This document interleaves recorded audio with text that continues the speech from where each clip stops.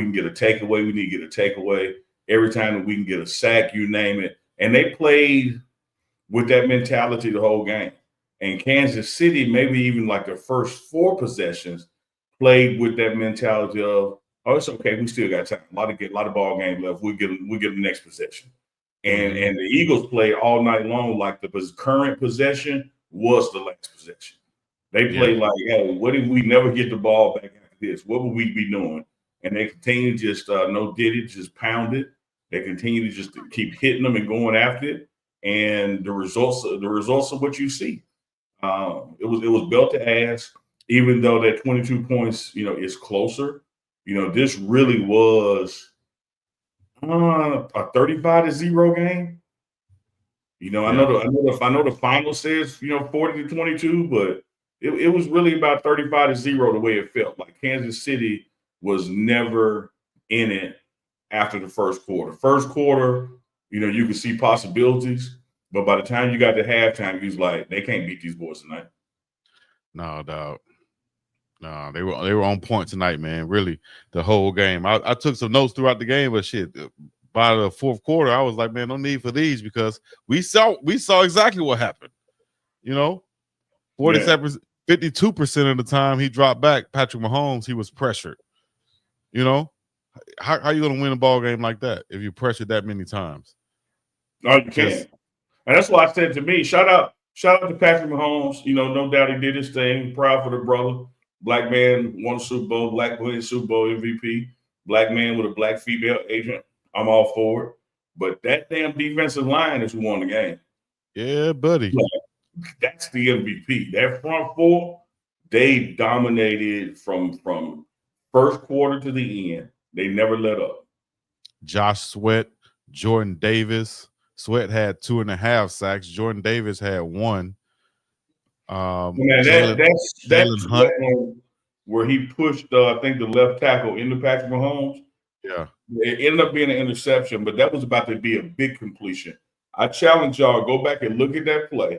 And if Pat Mahomes could have twisted his body like he was about to do and hit the receiver when he was about to hit him, that guy had about 40 yards a day, like coming across the middle, nobody there. But because the offensive lineman got pushed into Mahomes, he couldn't turn and throw the ball, so he kind of, short-armed and then it got picked off. And a hell of a ball play, to make that diving catch for it. Hell of a hustle. And that's just another example of where the Eagles could have lived with it being an incompletion, but here goes a guy diving, in the air 6 yards to catch a ball, for a turnover deep in Eagles territory. So hats off to him, man. Philadelphia Eagles did the damn thing. Enjoy it, ride the wave because it's going to be a real interesting season next year, particularly in NFC with the way the Commanders played this year. Yeah, you got a lot of teams. Those top 4 teams that was left in the playoffs are going to be tough coming back next year. All of them. Going to have to be some little bit of regrouping for the Chiefs, but I don't see a reason why they shouldn't be right there, with a couple of extra pieces, maybe some depth on that D-line because, in my opinion, I saw them boys getting tired early on in the ball game. Second quarter, they looked winded in the ball game. They have to keep coming back in also. At that point of the ball game, I think the Eagles had 15 minutes of possession time to the Chiefs 5 minutes. So that defense was on the field. And that's why I'm gonna slightly disagree with you. I hear what you're saying, but if I were KC, I wouldn't make no wholesale changes because the defense got tired because they were out there more than the defense is supposed to be out there, which is a byproduct of the offensive line being not up to par. So if I were going to make any changes, it would be on the offensive line side, not the defensive line, because the defense lackluster was attributed to going 3 and out all the times to coming right back, and they still did the damn thing because look at what they did to Saquon Barkley. A defensive line first job is to stop the run, and they took away the most dominant running back of the season. They took him totally out the game and did it the whole game. And so before I made any changes there, I would say, okay, what we got to do to beat the Eagles is we got to have some better offensive line play. So let me get some depth there. But if even having said that, the way they win the AFC the way they've been winning the AFC, I expect them to be right back in it next year. Okay, you say get the offensive line play. I agree with you on that. I'll give you that. But still, you're going to be in some situations where you're going to have some depth on that defensive line. Them boys were winded that second quarter. I don't care. Go back and look at that. I get it. But listen, that's why I made the point of saying that 15 minutes to 5 minutes. You're right on that. The offensive line will have to step up and block to where that can afford them to be on the field longer. But at the end of the day, also, Chris Jones is getting older, longer in the tooth. You saw him nursing an injury during the ball game. He already had a leg injury. So, yes, bring him back, but still add some depth there also, in my opinion, because I don't think the offensive line is going to be fixed overnight, Okay, see, I was going to say, okay, and just leave it alone, but then you said that shit.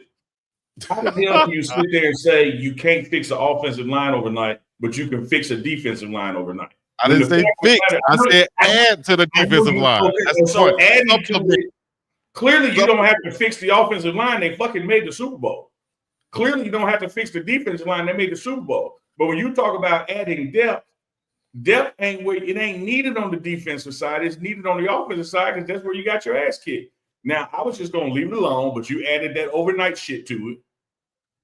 Like, I was gonna leave it alone, dog. And here's another thing people miss about I don't think they can fix the offensive line overnight, which means that you can't fix the defensive line overnight either. And you shouldn't try to. You're not trying to fix it overnight. I never said fix overnight, other than referring to the offensive line. I said add depth. I said add. This is what I'm saying. I said add depth to the defensive line because they're getting older, right? You're saying fix the offensive line and that'll cure the problems on the defensive line. I'm like, yes, I understand that and I agree with you on that, but I don't see a scenario right now where they can fix that offensive line in 1 year right now. So that means that you might have the same problems. You might run into the same problems. So when you can add and supplement your defensive line, which you saw was clearly tired in the second quarter, then do that also. And all I'm asking you, Chico, Mr. General, you're right, and I'm right also at the same time. No, you can explain this shit to me. All I'm asking you, Mr. General Manager Chico, the process that it takes to add to, you use the word, to improve, the process that it takes to improve the offensive line from a player personnel general manager perspective is the same process it takes for the defensive line. We are not playing satellite football where you just pick from a losing team. No, it's not. You have to give up something to get something in the NFL. You have a salary cap, you have free agency, you have the draft. If you make any changes on your team, it has a ripple effect, sometimes equal and opposite to the rest of the team. So it's the same mechanics. I don't care if you're saying, hey, we need to improve the wide receiver room. To improve the wide receiver room, another room has to lessen because you only got 53 starters and you have to be on the salary cap. It's the same mechanics. I'm not disagreeing with you in your theory about which one which. I'm disagreeing with you. You say that one easy and one ain't. It's the same damn thing. First of all, I never said easy one time. What I'm saying is this. You keep saying bullshit like, oh, the offensive line overnight, but the defensive line take a little longer. No. Listen, offensive line needs more of chemistry. Do you see offensive linemen rotating out like you would see a defensive line rotating out? So you would need more depth on your defensive line because more of them are going to play. You can go throughout a ball game and only 5 offensive linemen play. You're not going to see just 4 defensive linemen play throughout a ball game. They're going to rotate out. So you're going to need at least 8 defensive linemen. If you have 4 going across the front, you need backup. So that's 8. You need 8 defensive linemen. So you need to add depth there. They obviously didn't have a lot of depth because you saw their starters out there winded a lot due to the fact that they couldn't keep the ball on the field. And why they couldn't keep the ball on the field, Chico? Of course, because of the offensive line, which you're saying that you're going to attack to improve. And I'm saying fine, but it won't be improved overnight. That's all I'm saying. Chico, you're right. All right. Well, I'm just saying it won't be improved overnight. Chico, you want to say it one more time? Yes, it won't be improved overnight. You're right. You're fucking wrong, but you're right. You're absolutely motherfucking wrong, but you're right. Y'all let us know in the chat what y'all think, and then who's wrong, who's right. It don't matter. I feel like both of us. It doesn't. I It feel really like both of us doesn't are right. matter. Actually, It I'll really give you doesn't credit on matter. that. Let me tell you why it doesn't matter. Why? Because I've been doing this shit with you for a month of Sundays now, and you only go highlight the comments that agree with you. So it really No, I'm doesn't. not. Look, I'm gonna go down all of them. Everybody who come in, y'all go ahead. Look, you used to do the Chico. First of all, I'm just having fun. Like I don't Must work have for lost the some money. I'm just having fun. Pat Mahomes. What Chico does is like he does in the draft. He in chat. What y'all think? He gonna put up the ones that agree with him.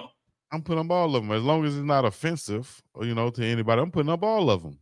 The offensive line needs an overhaul. And Chico, let me ask you this: the Chiefs have some good receivers. I just said, let me ask you something. All right, go ahead. No, motherfucker. Next time you ask me something, I'm gonna ignore your ass too. No, I was just reading the comment. You heard me read the comment. You can't listen to read at the same time. Several public schools that equip you.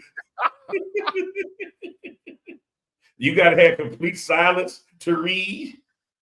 Lord have mercy. I know what you do, Chico. When you riding around and you looking for an address, you turn your radio down, though. Turn the radio down. Why are we looking for this? Chico, I gotta ask you this, and I want a little chat opinion too now. Mm-hmm. Y'all know that damn halftime show was boring. Stop playing. Man, you are hateration. You are hate. Goodness gracious. Nah, I think it was good for the most part. Now, compared to what about the part that wasn't good for the most part? Compared to what it could have been for our age range, well, I would say your age range, my age range, and below us. I'm just playing. You was buck nasty.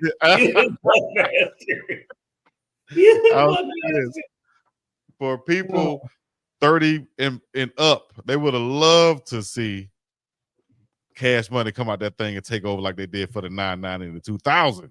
You know, but for what it was worth, Kendrick Lamar to come out there and the production that he put on, I think it was pretty great. I think it was a good one.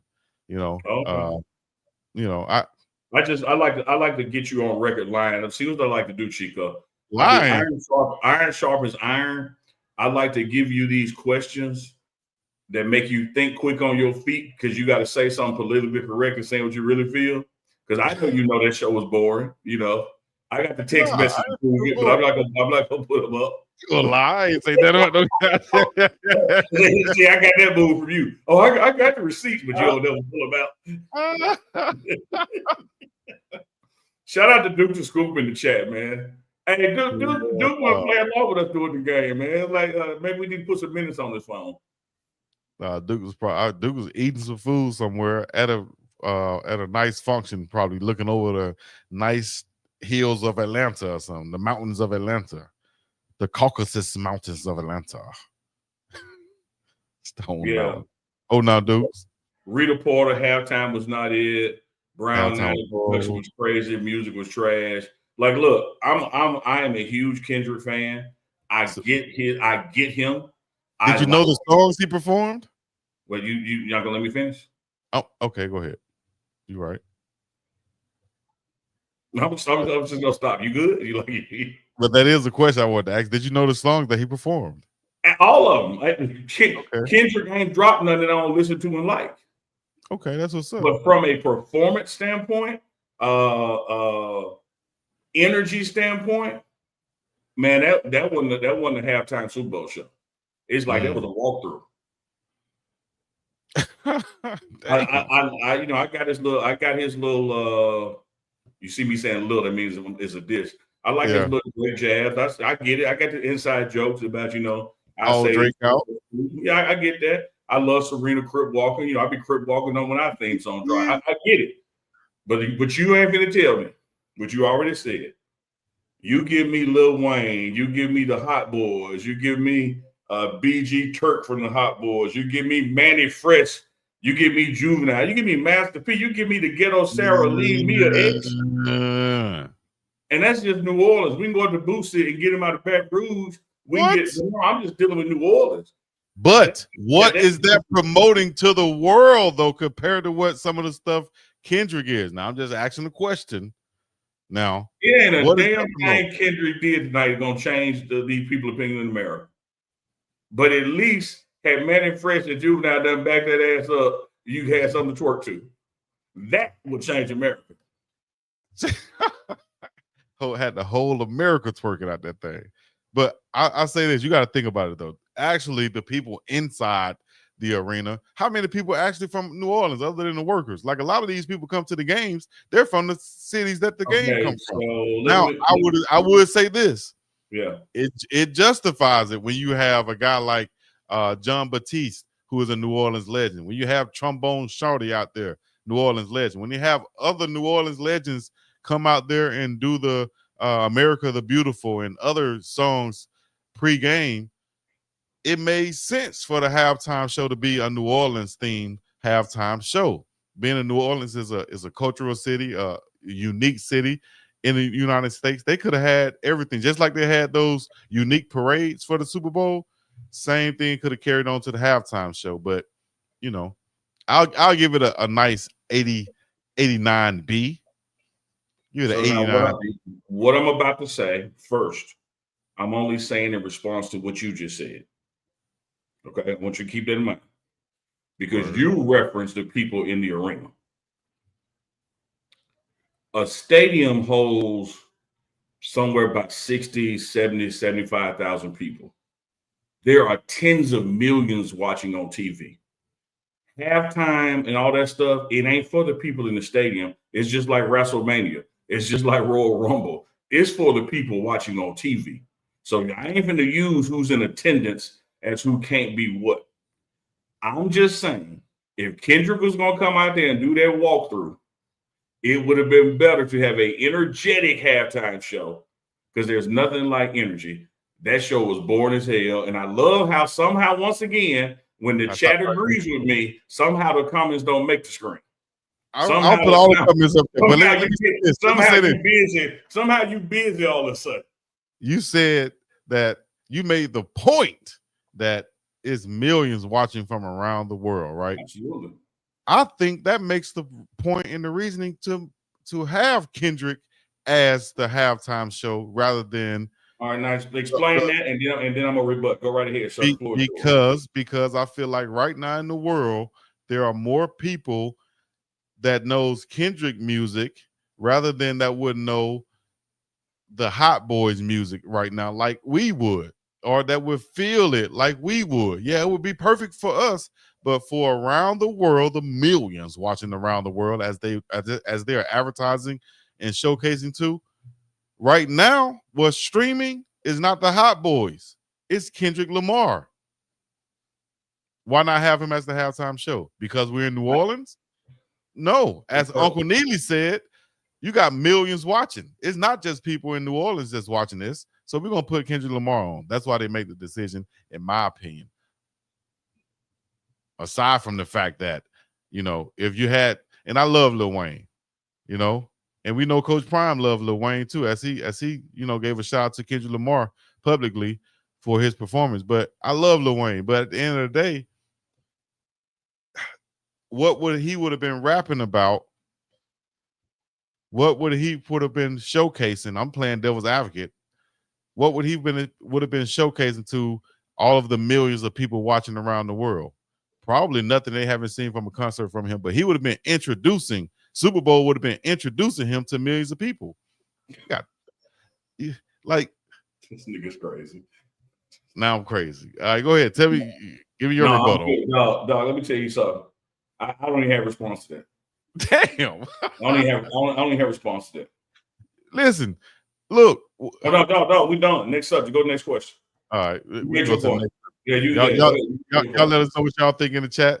I'm gonna showcase these comments right quick, so Uncle Neely won't think that I'm just showing mine. It was trash. It was introducing Lil Wayne. I mean, to some people. So you tell me everybody who watch. No, you go right ahead, dog. You good. Chico won that point. Yeah, he sure did. Go to the next one. Sure did. He can win the next one too. Go sit down, Chico. Bye. Sweet Caroline said. Crack out sell collard greens every day. That don't mean it's good for you. Go right ahead. Chico, win again. The Grammys performance. Okay. So is the Grammys bigger than the Super Bowl? Hell no. Ocho? Come on now. He didn't utilize his moment. I think he did fine for the music that he has. You know, to me personally, yes, I would have liked to see Lil Wayne and somebody else. But anyways, that's neither here nor there. Hey, King David Quantel. Simply Jen's Kitchen and Millionaire Lifestyle. One, Unc don't have feelings, and then two, you have never seen me mad. I'm sitting in my drawers in my house on the internet. What the hell I got to be mad about? Mad. Mad. Man, life is so damn good. You think I'm gonna be mad about this? Hell no. Yeah. Don't take it seriously, guys. We talking, and we can talk like this. That's why we can talk like this. You should see our conversations off there. Chico. Hold up. What? I hopped on with Dukes last night. Okay. And somebody asked Dukes how your shoulder was, and Dukes didn't remember the connection. He said, "Hey man, how Chico doing?" And then it clicked in his head. I know he laughed like hell. Oh my God. Oh my God. Like, come on, dog. Like, his shoulders eyed, y'all. It wasn't. I bet Dukes was so sincere at first, like, no, he was concerned. Like, what happened? Yeah, he was concerned, man, about your shoulder. Now Jay-Z ain't want anybody. They don't want to listen. Yeah, y'all let us know, man. Kendrick Lamar, I feel like it was a fine performance once again. Let's go on to the next subject, though. What's the next subject? MVP once again, Jalen Hurts. He beat Patrick Mahomes finally, did his thing. How y'all give a shout out to Jalen Hurts in the chat. Unc, you got any comments on Jalen Hurts winning MVP, man? No, just once again, proud of the young brother. Black man, Super Bowl winning quarterback, MVP quarterback. Wish him many more. But as a Deion Sanders and Warren Sapp will tell you, Super Bowls are not only hard to win, they're hard to get back to. And so we'll just see what continues to evolve in the NFC, where he currently is playing now. And you still, even in this loss, it doesn't take anything in my mind away from the GOAT discussion, of a Patrick Mahomes. Because when you look at, he's not even 30 years old, and he's been an MVP of Super Bowl 3 times. Been 4? This was 5. I don't know how many times just been. I think he's been 5, lost 2. And he probably has another 10 years of playing in him, if not 12. So it's going to be interesting to see the rest of Jalen's career, no matter where he plays at. Kansas City has Mahomes locked up foreseeably. So wishing them both the best. But I'm still loving, man, what the Ravens have coming, what the Bills have coming, what the Commanders have coming, what the Detroit Lions have coming. Next year going to be real interesting to see if either one of these teams, Kansas City or the Eagles, can even make it back. I think the Eagles are set up in position to do that. That defense is young, flying around, got a great scheme. As you saw, like we said, if you just get into the quarterback and pressuring Patrick Mahomes with just your front 4, and all 4 of those guys are relatively young. My only counterpoint to that is the reason, if I had to bet right now $100 on them not going back, is this year they rely too much on the running back, and the wear and tear of a running back in the league. It just is what it is. Like it's the reason it doesn't happen. It's the reason teams don't invest heavily in running backs. Because the truth of the matter is, as good as the Eagles defense is, as great as Jalen Hurts is, they wouldn't have been in the Super Bowl without Saquon Barkley. And when you run a guy that much in this league, the wear and tear, the compounding, diminishing return of it, they got maybe one more year of it, Chico. Is it easier to find a running back than it is and replenish that running back room, or to supplement that running back room than it is to do the same for the offensive line? I'm gonna tell you why it is easier. Even though you're trying to be shitty, I'm gonna tell you why it is easier. I'm just asking a question. It's a numbers game. You can have 2 or 3 running backs on your team and not need them to do what Saquon does. Like, you don't need a 250-yard rusher per game to be successful when you have outside weapons and a good quarterback. Like if you look at the way the league plays, you just don't have to have that to be successful. And to prove that, you can give everybody in the chat a pop quiz, and I bet you the final 6 teams in the NFL this year, only one running back you can name is Saquon. People don't even know these other starters because it ain't that the success is not that dependent on them. And so I think if they were to lose a Saquon Barkley, let's say they lost him, God forbid, week 3 to injury, they could still get there. It just wouldn't be on the back of the running back. It would go back to be on Jalen, because Jalen Hurts got legs too. He showed it at night. He had some big runs that took the life out of drives. 72 yards on the ground, but also has some big throws, pinpoint down the field. That big throw down the field to Devontae Smith, huge touchdown, great throw, accurate throw down the field. So I think he's continuing to evolve as a passer. And with the offensive line intact and the defensive line young, I think it's going to be up to that general manager to understand and see what you're talking about and saying that, that tread on the tire is not going to be there too long for Saquon. So find somebody who can back him up, learn from him, and then eventually take over and keep this same, what I feel like is like a system running with the Philadelphia Eagles. And they do that when they send that game with a kid in. Like he goes in to take some of those runs and takes a series or 2 off. I just know that, man, my Lord, to get another 24-yard season, what that takes, wear and tear wise, it's gonna be a mofo. But that's why we play the game every season, Chico. We started this whole conversation, 2 weeks ago, and we knew who was in the Super Bowl, and we said to be the man, you got to beat the man. And the Philadelphia Eagles have beat the man. So now they are the man. Exactly. They're the ones to beat. They're the man you see in the place to be. Shout out to the I will tell you this, Chico. I like how fast that you're wrong, Chico went by too. Like he didn't stay up there. Look. No. See, that's where you're wrong at. If you rewind 30 seconds before that, it was up there for longer. I just accidentally clicked on it again. Yeah. Get it right. The reason I point this stuff out is your reaction. I pointed out, like you get amped up. Yeah. So I've been trying to get a personal foul on Chico. He trying me, chat. Shout out. He trying me, chat. Chico, I will tell you this. Now, speaking of I told you so's, I know you want to wait till tomorrow with Dukes, but we're gonna talk about all this and some more then. Mm-hmm. I told you that damn AD was gonna get hurt. Lord have mercy. Jesus. Let me see. It was, you sent me the text, and I had it set up to where I had to read it off so I could know exactly what it was. But it came from Shams, who broke the news of the big trade. So he's like the main senior NBA insider right now. You know how they, whoever get the big news broken, they get the airtime on ESPN. But now it's Shams saying that Anthony Davis is out multiple weeks with an adductor strain. You saw him grab for his groin area during that game, and what I think happened was he pulled it again, and he was kind of like so embarrassed that he was hurt again that he was like, man, I'm just gonna fight through it for this game. And he knew what time it was, and now he's gonna be out for a few weeks. So you called him the glass man. I want to say this to you, Chico.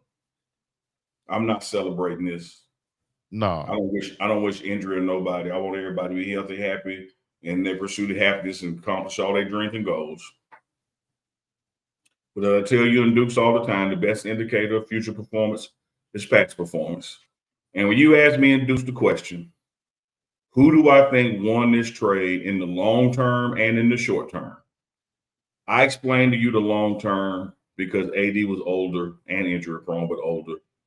And Luka wasn't even 25 at the time. I think he may have turned 25 or 26 by now, whatever age he is, 25, I think. I said, but the reason I think he's going to win even in the short term is that AD, right after this trade, is probably going to miss games at some point before the playoffs. Unbelievable. Because it happens every year. And so Luka making his debut with the Lakers, I think Monday night against Utah. And when AD made his, now he out a month or two, or who knows. She's just waited till Luka made his debut. Maybe he could have been a little bit healthier. Like, damn, dog. man, they gotta hurt. Like your feelings gotta be hurt. Like I'm just trying to play basketball. And I got people calling me the glass man, guy with shades and a beard, and another ugly guy with an afro like he's a PWI professor, and they're calling me the glass man. Damn, that gotta hurt, dog. I feel sorry for him.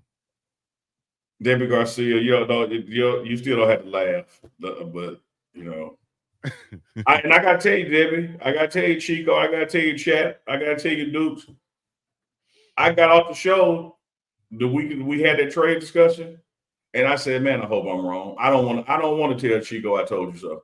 Yeah, I don't want to be right about this." but you damn sure text me and said, "I told you so."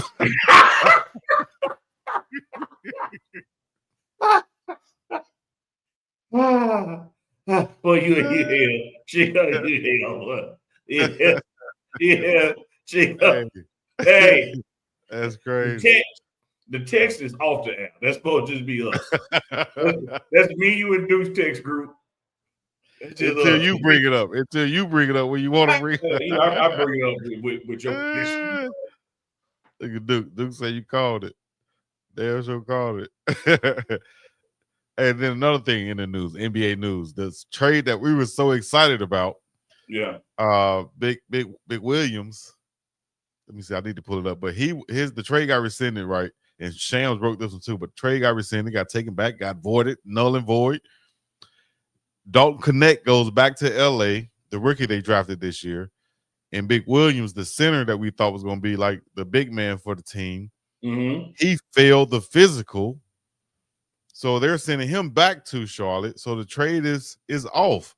So now the Lakers are bringing this guy back in. I want to ask you your opinion about that from a management standpoint. How do you handle if you bring a guy back in? No, I was going to say, how do you handle if you bring a guy back in? How you think they will handle if you bring a guy back in that you just tried to trade and the trade got blocked and it didn't go through because the other guy failed his physical? You know, what do you do from there? You know, dog. You know, you was dating Mary Alice, and you thought you wanted to go to Debbie house, and so you called it off Mary Alice, went on to Debbie house. Debbie said, "No, you can't come over here," and you had to go back to Mary and say, "I was just playing." Girl, I just playing with you, girl. I just look. Hey, you know I'm crazy. You know I love you. Damn. Yeah, because the thing is, on one hand, it's almost like training day when they had Jake Hort in the tub, smiling, his boy's about to put the gauge in his mouth, and they found his little cousin wallet, and they got ready to let him up. And he said, "Hey, this shit was just business, right?" Right. No, that's what it got to be like. You're trying to do it was just business, right? Yeah. And so I think when he gets back, he'd be like, "Hey, man, the Lord works in mysterious ways. We're glad to have you back, but that was just business." Exactly. Lakers rescind trade for Mark Williams due to multiple issues with Hornets big man's physical, per report. So, damn, man. I think this. Let me ask you this, Unc. You got several big men out there. Now we have some guys. We got Hayes and Woods and Kaleko, whatever his name is. I'm sorry. You got some big men there, but they're not of the caliber we're thinking of a championship big man or anybody that could guard the Joker. Now, the Lakers have two guys who are out there in free agency who have won championships in the past with the Lakers, and that is Dwight Howard, the future Hall of Famer, and JaVale McGee. Out of those two, what would you do? Would you sign one of them or both of them? Oh man. So like I'm in a catch right here because my mind is neither. But Lakers need a big. They need a true center. They get some minutes from, and I really feel bad like McGee gets the jokes with Shaq go so far that has become his mystique because he really is a serviceable player. Like he brings something to the table. Like he makes people change their shot. He can block shots. He can rebound. He's not a bad guy in the locker room. I do think at this point, though, Dwight Howard may have too many distractions and other things going on in his life that I don't know if I wanted in my locker room right now. So if you made me pick, I'm probably going McGee. But if you made me like pick on like physical prowess without the off the court stuff, I would take Howard as well though. But man, I hate that trade didn't go through because of the physicals. I thought the guy from Charlotte really was going to help them out. Yeah, me too, man. Me too. I really did. I was excited for him being his length. A big deal is always made in basketball about the arm length, right? Mm-hmm. His was 9'9", which is longer than Wembanyama. Can you imagine that? And Wembanyama's 7'5". So that would have been a great pick for them. So you could bring in JaVale McGee, and I see by the numbers right here: 9.4 points, 7 rebounds, basically 1.5 blocks to play. Last time he played with the Lakers, Mm-hmm. it would be up to who's in shape the most. I saw a video of JaVale McGee still working out, so I like JaVale McGee, and I also like Dwight Howard. Mm-hmm. And like you said, the locker room is key. It's going to be huge because of the issues that Dwight Howard has, and because of how well the Lakers are playing right now. You don't want to bring in a bad distraction or a cancer to that because they're playing really well right now.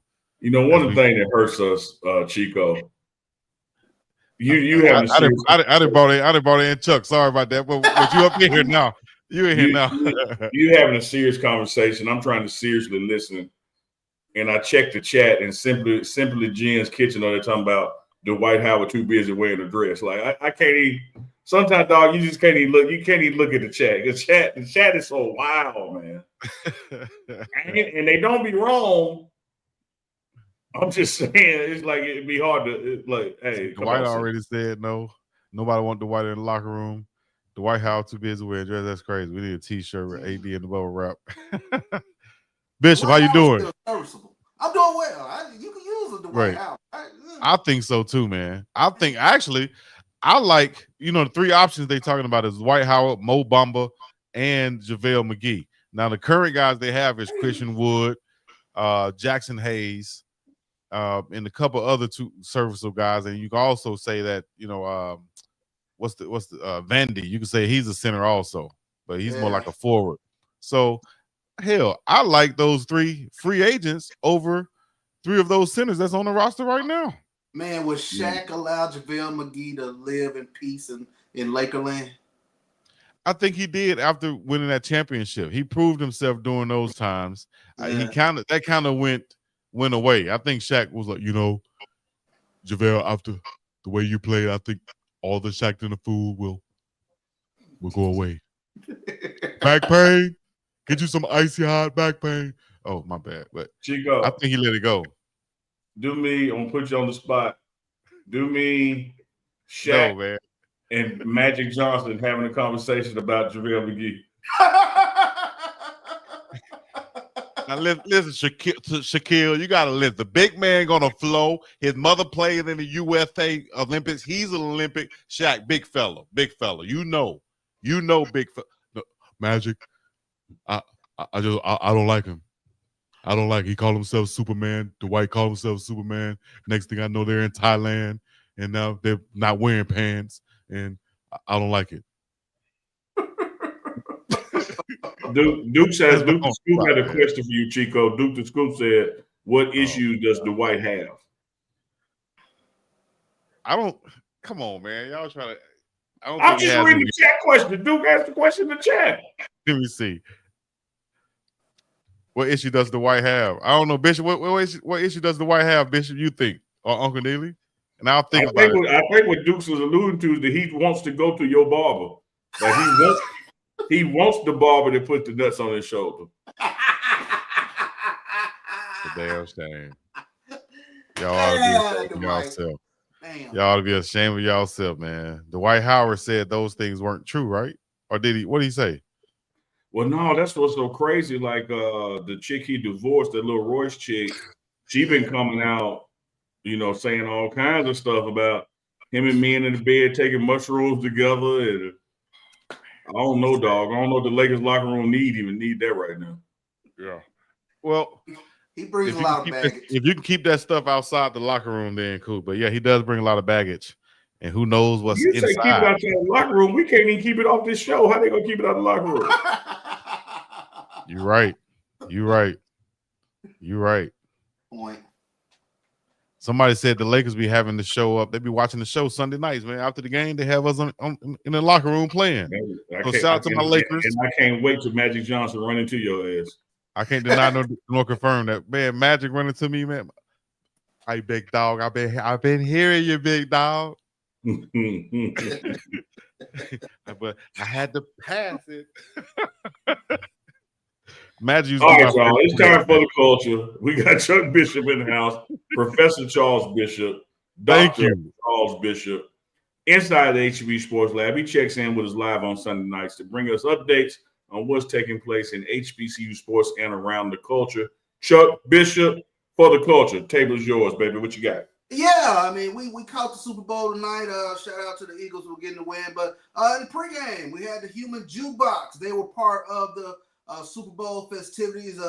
Dr. Kendrick Taylor announced the Human Jukebox will be headlining the pregame show. He mentioned that they were actually on Jennifer Hudson's show this past week where they made that announcement. And then tonight we saw the Human Jukebox. Not their first time, being a part of the Super Bowl festivities. Of course, they are well known for whether you're talking Essence Festivals, Super Bowls, you name it, inaugurations. The Human Jukebox has always been a part of that. So shout out to Kendrick Taylor, their band director, and the Southern Human Jukebox for being a part of tonight's festivities. So that was big time in terms of taking a look at that.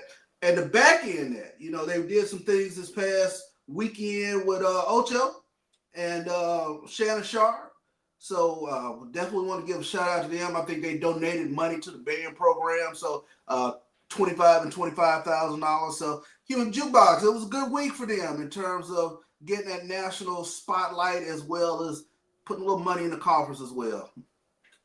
Yeah. Even saw, I think this joint combined choir in the pregame, doing the Lift Every Voice and Sing pregame. So it was a lot being done for the culture. Before you came on, we discussed Chico and I agreed to disagree on the performance by Kendrick Lamar. It was a yawner to me, but he said he was, felt just as excited he is when they at the barbershop. I think the problem, Kendrick came behind Usher. Like Usher's performance last year was kind of universal. Like, yo, that was a hell of a performance.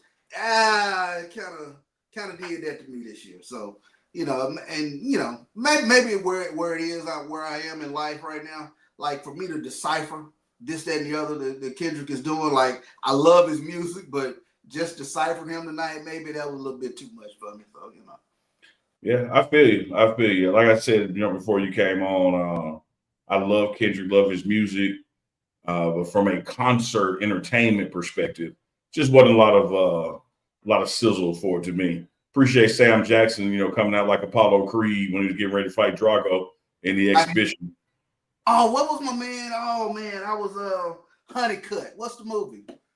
What y'all think about that? That's who I thought about. I thought about Honeycutt in that Spike Lee movie. I can't think of the name of it. How much you think they had to pay Samuel L. Jackson to beat Uncle Sam? This is the motherfucking Uncle Sam. Ain't no Drakes on the plane.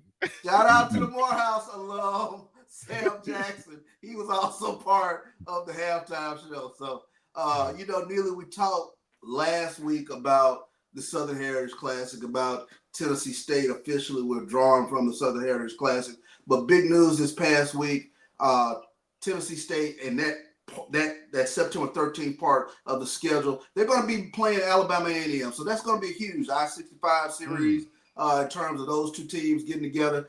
Tennessee State and Alabama A&M, I believe that's a 4-year deal where those teams will play a home and home, but it's a rivalry within proximity of each other, about 110 miles from each other, Huntsville to Nashville. Those two teams will get it back on again. I ran into a Tennessee State alum today, really excited about it. But of course, they really want to see that Tennessee State-Jackson State game once again to see if Jackson State and Tennessee State can get some sort of home-and-home action going. So I believe both schools will have an opening on their schedule in 26 or 27. So a lot of fingers across in regards to that. So you're saying in summation, Prime was right. Pretty much. Yeah. I think people understand that now. Yeah. I think that's what they're saying. The Prime was right. They wanted to fight it back then, but guess what? Yeah. I think he was right. Yeah. I think the man no business, right? He no business. He does no business. Yeah.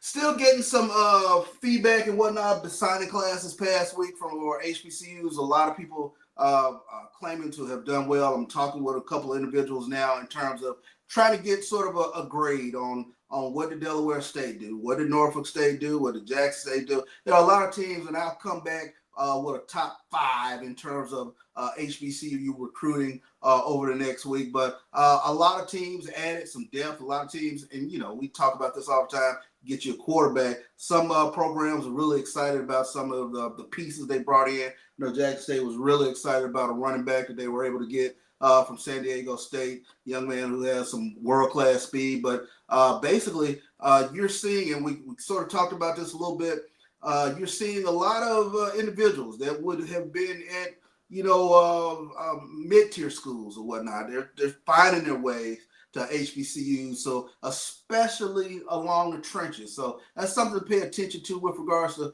this upcoming season. A lot of attention being placed around the SWAC. You got a lot of new coaches coming into the conference, so there's a lot of excitement building going into the year. I wanted to make mention, got Ping of the Bats coming up this upcoming week here in Houston, the Cactus Jack Classic.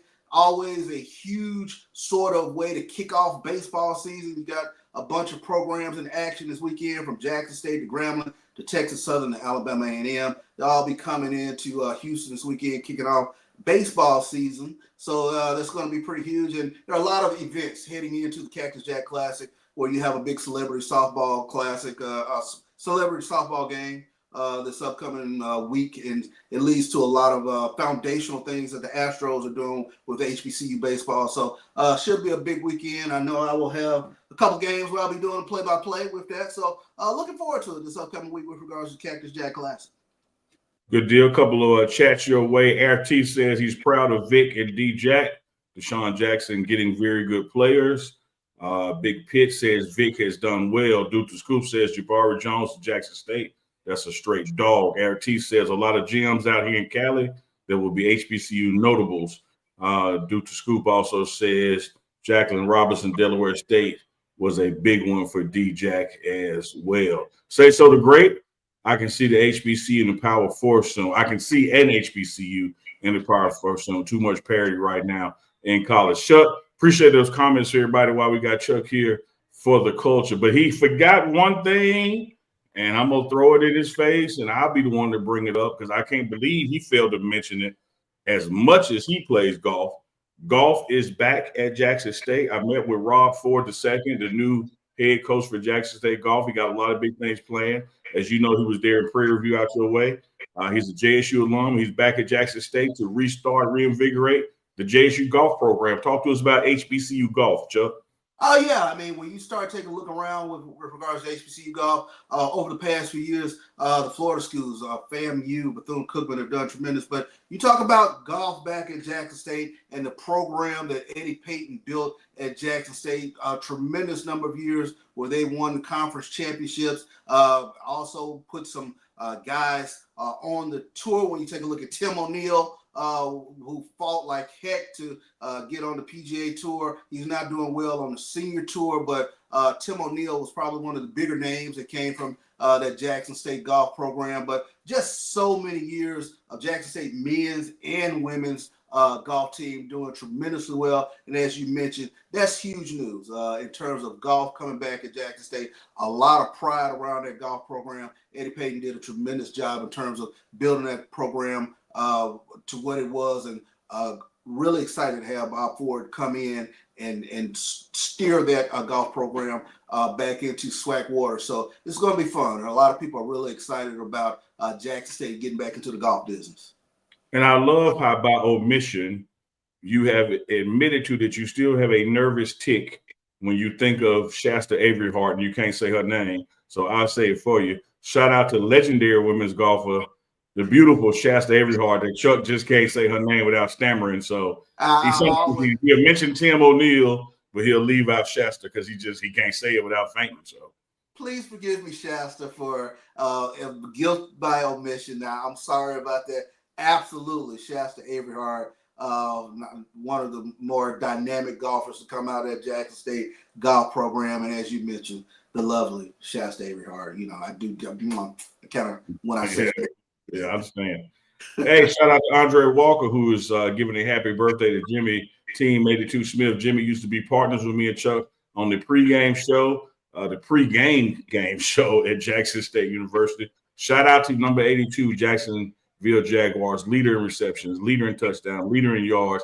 He's in the Jacksonville Pride, which is their ring of honor, but still hadn't gotten over the hump to be in the NFL Pro Football Hall of Fame. So we got to all continue to push for Jimmy Smith as we wish him well on his birthday today. Chuck, anything else for you roll? Man, that is what I have for right now. Looking forward to some more stuff. I'm in talks with John Grant in terms of some of the things that he's trying to do with Celebration Bowl. Can't wait to bring that to you guys fairly shortly. And then I have some other things lined up for the culture. So looking forward to it. So next week you're going to bring us who did well on signing day after HBCUs, and we'll go from there. Oh, no doubt about it. We will do that. And shout out. Let me give a couple quick things. Leading the SWAC in basketball on the men's side, Southern University Jaguars. They are undefeated thus far in conference play. And then on the women's side, Texas Southern University, they are undefeated in conference play. Both teams playing dynamic basketball above 500. They keep winning week in, week out. So definitely want to keep everyone abreast of what's going on with regards to HBCU basketball. Yeah, I made the Jack State game this weekend where both teams played Valley. Women are undefeated at home. And Mo Williams, NBA champion Mo Williams. The slogan is JSU by 40. It was JSU by 50. Like they put that, they was the ass on Valley. I was like, I was like Tony with Apollo. I tried to throw in the towel. Like, damn, like it's been very interesting. That Jackson State women's program has been absolutely a head turner this past season, one of the surprises in the league. And they've only been usurped by Texas Southern because Texas Southern was picked to finish 9th in conference play. Nobody saw them coming in to this weekend undefeated. They continue to keep getting it done week in, week out. And the unique thing about Southern's basketball program, Neely, they're undefeated in conference play. They do not have a top scorer in the top 20. They don't have a rebounder in the top 15.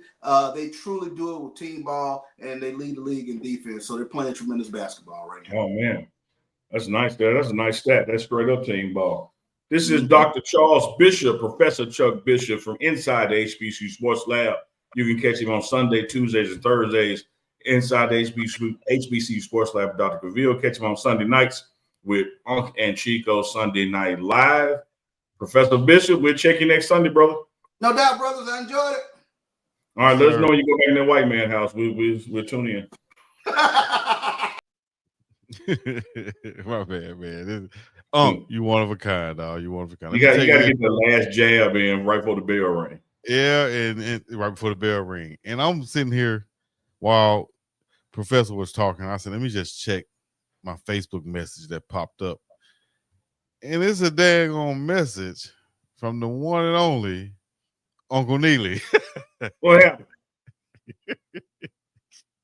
A comment on my page, guys. And I said, when I posted, Jalen Hurts for MVP. What did Uncle Neely post, guys? I promise the water's wet and the sky is blue. Look at that laugh. He Dude. talking about the water is wet and the sky is blue. Man, I tell you the truth, man. Look, Deuce, if you're still in the chat, I'm watching the game. It's late third quarter. Clearly, the Eagles about to win this thing. Oh, my gosh. And Chico comes with some breaking news on Facebook. Hey, I'm calling it. I got Jalen Hurts for MVP. And so I said, yeah, the That water's wet. changes I should have said, and fat meat is greasy too. Like, come on, dog. Go out on a limb with some of your picks. Now, look, Chico, let me tell you. Going out on the limb was the 2 interceptions. That's what I was about to tell you. I'm going to celebrate you all week long as we recap the Super Bowl.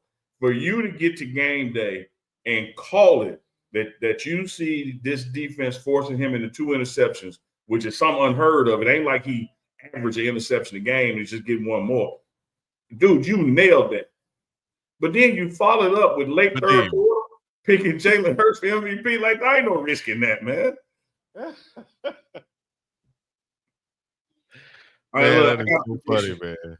Since we're doing obvious predictions, I predict later this week Trump gonna sign some bullshit. Meaning, y'all saw Trump at the game, right? Hey, y'all saw Trump at the game, right? Everybody else doing the national anthem. Trump be going overboard with everything on Trump up there, like he military captain #1 for real. Well, technically it is, but Trump be playing the part, don't he? He said technically he is. Technically he is, yeah, #1. But yeah, that's funny, man. Chico, like the announcer, still acting like KC in the game. Just 4 possessions down, 8 minutes left in the 4th quarter. Yeah, they were doing that the whole time. This is a 5-possession ball game. Patrick Mahomes can do anything. Yeah, except Skull. Yeah, he was shook, man. He was shook. Them boys really got after him. And that offensive line, if you can't block for your superstar quarterback, dog, he don't want to be getting hit by no 300-pound people. Y'all heard what Willie Beeman said, right? Shoot. 250-pound motherfucker. I don't do that type of stuff. No. Hurt my shoulder. Willie damn Beamer. What up, Chad? Man. Chad, you still with us, man. I don't know if y'all dropped y'all cities earlier. Where y'all checking in from? Yeah, real quick, like drop your city, your state. I got 2 more things to talk about. I'm gonna ask Uncle Neely for Uncle Neely's story, since we're not doing a Chico story from the cell. And we're going to give a shout out to Coach Prime, who gave a shout out to Kendrick Lamar about his performance that Uncle Neely didn't like, who he was yawning on. But Coach Prime said, "Dog, God bless you, my brother. God bless you. That's the way to do you. We are proud of you, my man." He said, "Man, but he said, proud of you, my man. You represented us well. Let me know what y'all feel about Coach Prime's comment." Okay, and Uncle Neely, what you think about that? Here's another thing. Show the full comment, because Coach Prime also said he wished they stopped the bull jump too. And can we get along? Okay, well, I didn't see that. I didn't see that part. Well, if he did say that, that's excellent. He added that part on too. He did add that because him and Lil Wayne like this, like this. So this is a good time to tell you. This is a good time to tell you, Chico, since you said Prime liked it and Neely didn't. This is a good time to tell you something my daddy told me. He said, "Son, when 2 men agree on everything, ain't but one man doing the thinking."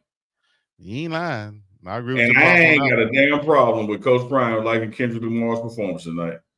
Yeah. If you make me change my mind, I ain't finna watch it over. Because that'd be my biggest thing even about a movie. Would I watch it again? And if I wouldn't watch it again, dog, it wasn't good. Yeah. It might be all right, but it wasn't good. Batesville, Mississippi, Big Pit checking in, 55 North. Oh, no. Panola County. Vegas in the house. Already. Montgomery, Alabama. 334 in the building. Gump Town in the building. Y'all putting them things in the air. Oh, now. Give me an oh now out there for the Gump Town. All the way up to Huntsville, down to Mobile. All the way over to Meridian and Jackson, Mississippi. We're going to spread this thing across the country. Y'all going to be saying oh now, too. I hear it in the background. I didn't see that. What part they were trying to boo Coach Prime on? What was he saying? Type that in there for me. Oh, I did hear a little bit of something like that. Wait, let me see if he's talking about the same thing. It'll be on Nightcap. Yeah, he was talking about Coach Prime said basically that they were having a discussion, and Coach Prime basically said, the problem is we don't support us. Basically is what he was saying, and there's a bunch of us's in the crowd. What us do that? Who don't know that? That's like water is wet. Yeah, I wish I had the direct quote on here though, but basically that was what he was saying, and the crowd was like, "Oh, I don't know, we will or we do," But Coach Prime gonna give it to you straight, no chaser, dog. And he's gonna tell you like it is. And that no matter how many of y'all up in here, he's telling the truth. We're not gonna support each other. We're gonna be more crabs in the barrel than supportive of each other. And that's not right. And until we do that, then hell, we're gonna stay doing the same thing. Yeah, I missed that. Appreciate you pouring that out there, Chief. Shout out to you. Yeah, when he said that most of us hate on us. Yeah, hate on us. Peter Much love and PTA. Brenda That's what I'm talking Bell. about. Brenda Bell. Put an O now in your city in the chat so we can give a shout out. Channel be rocking with us hard, man. Shout out to Senate Channel San Diego. Out in San Diego. Shout out to the box, El Cajon, San Diego, out there. All my Mexicanas, my Chicanas, my Vatos and my Locos. My Polynegros. My Polynegrians. All right. I think, let me see. We got an UNK story. I don't know, dog. I don't be having nothing to top yours. Come on now, dog. Come on now, dog. Give me a subject, a topic. I mean, you can't just. Man, I want to hear about them. I got a question. Okay. It might be kind of obvious, but it might be kind of obvious. But a lot of people out there didn't go to HBCUs. A lot of people out there didn't pledge, any Greek fraternities, right? So going into that realm, why can't you guys, why is it so secretive about the fraternities and things of that nature? Like, why can't you guys, let everybody know or talk about kind of like the pledging aspect of it? Because then it wouldn't be unique to just the members. Like what the organization stand for and what their thrusts are, what their drives are, what they try to accomplish in the community. That's public knowledge. Every organization has a storybook on its history. You can find those at the library or on Amazon, on Kindle. Like all that kind of stuff is public information. But when it comes to the esoteric things, those things that are secret, it's kind of like the things that happen in your house. You have to be a Cleveland to know everything that happens in the Cleveland house. You have to be a Neely that know that happens in the Neely house. So, and that's what makes the membership exclusive. Like you can pull up in the front yard, you can come to the barbecue, you can hang out on the front porch, but if you want to go inside the house and be a family member, that right and privilege has to be earned. And that's what the separation is that kind of keeps the things different from public and private. It's earned. You have to be on the inside to know what's going on the inside. But as far as what the organizations stand for, like some are scholarship, Kappa's achievement, some are friendship, some are community service. Everybody has their thing, and that part is public knowledge. The means of getting there, that's the part is members only tonight. Like any sorority, any fraternity members in the chat, rep your frat or your sorority right now. Put it in the chat right now. And yours is, Uncle Neely? Kappa Alpha Psi Fraternity Incorporated. You feel me? Yeah. Football you. Me up in this thing. You heard me? Football you. Aya. This y'all don't understand, man. Y'all don't understand. Chuck Bishop that just got off there. Here, Alpha. Okay, shout out to the A5s. Yeah, Chuck B, Dr. Bishop, yeah, Alpha from Jackson. So if I say that, I'm wrong. If I say like blue fight or A fight or if I hear somebody, am I wrong if I do that? Well, I mean, I might get jumped on if I do that. You're wrong, but in the absence of enforcement, imagine this, Chico.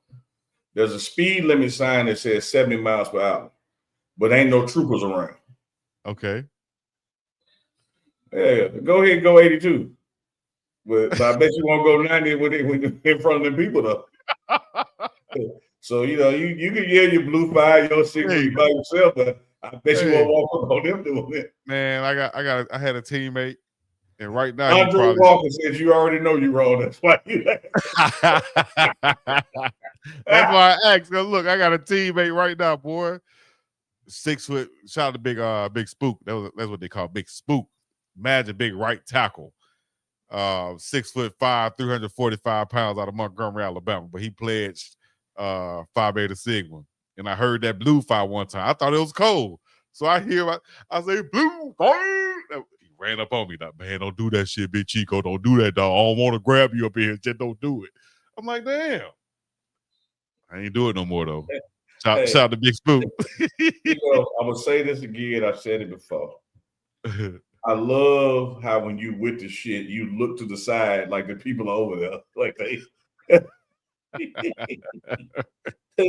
who you looking around for, dog? Like you tell a story. You like, hey.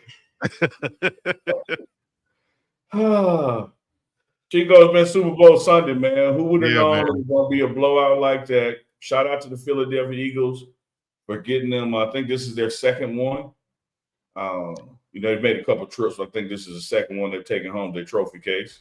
Jalen Hurts, the only Eagles quarterback to go to a Super Bowl most of the time. Yeah. So it's been a struggling franchise historically, but that's going to be one of those things, Chico, that's going to propel him to Hall of Fame status. Super Bowl wins matter. Yes. I think so. And that Super Bowl MVP matters. And I think he's just going to continue to be consistent throughout his career and only improve it, especially with the running game and the system around him, coaching staff around him like he has. He's in the right situation to flourish as a quarterback when everybody thought he couldn't and wouldn't be one, even going into Alabama. So shout out to Jalen Hurts. Salute to you and all the other Alabama players that's on the Eagles squad and the Georgia players, SEC players, all of them. Shout out to all those guys out there. If y'all got any shout outs, put it in the chat right now. Let Unc know what time it is and where y'all checking in from. Well, I can tell you what time it is. I can tell you what time it is. Now that the Super Bowl has happened, football is officially, quote unquote, over. So we got about 3.5, 4 weeks before college spring ball starts up. Colorado college spring ball starting up. We ain't worried about everybody else. We worried about the Buffs, dog. It's going down in a major way. We can't wait for that. We got some exclusive content coming for you guys. We're going to keep it coming as long as y'all want us to keep coming, as Stephen A. Smith saying. Pause. But we will do that. In the meantime, hit the like button, hit the subscribe button, and all the other good stuff. Until the next time, we're going to be up and about this thing. The next time is tomorrow morning. Tomorrow morning. Yes, the morning run. The morning run when we recap the Super Bowl, get a little deeper into it, and also talk to NBA and whatever sport news is taking place. So we'll see y'all in about 12 hours or so for the morning run, live on Big Dog Chico, live on the Pregame Network, and also live on Duke the Scoop. The morning run in about 12 hours. Yes, indeed. And we're going to give you guys 30 seconds to subscribe to the Morning Run YouTube, subscribe to my YouTube, and subscribe to Uncle Neely's and Deuce the Scoop. All right? Until next time, we're going to be up and about this thing. Peace in the Middle East. Y'all know what it is. Yo. Hey.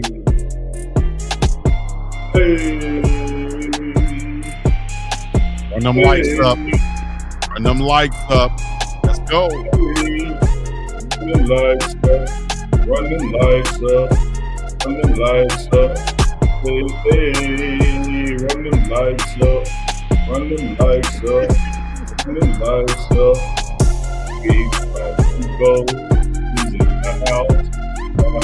I ain't gonna know what he talking about. When they take Shaq and Magic, they gonna do it for his ass when they get back at it. When they see him on the sideline, he gonna run it high. D-Lee, can you please help me get inside? You know, take this ass where he plays. We gonna do it like we gonna do. Unc don't know his mic hot, guys. That sound, they know what time it is. Yes, sir. Uncle Chico. Sunday Night Live and direct. It's another Sunday night. It's another Sunday night. Another Sunday night live with Unc and Big Dog Chico. Super Bowl recap. Hit the like, subscribe, and comment before you get up out of here. It's another one. hear this thing. Another one, baby. It's another one. Another Sunday night live with UNK and Big Dog. With Cold UNK is in and the Big game. Dog. With UNK and Big Dog. So get ready for it.